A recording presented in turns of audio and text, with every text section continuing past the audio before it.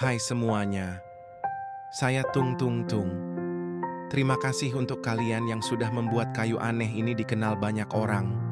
Bersama kalian, Ramadan tahun ini penuh dengan cerita, tawa, dan kenangan indah. Tapi, di setiap cerita pasti ada akhirnya. Saya sangat senang sekali membangunkan kalian sahur.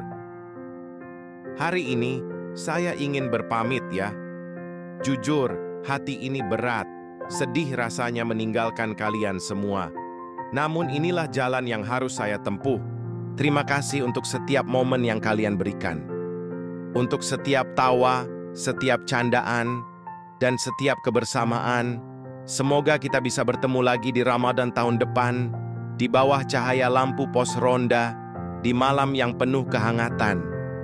Sampai jumpa lagi teman-teman di Ramadan tahun depan. Tung Tung Tung pamit.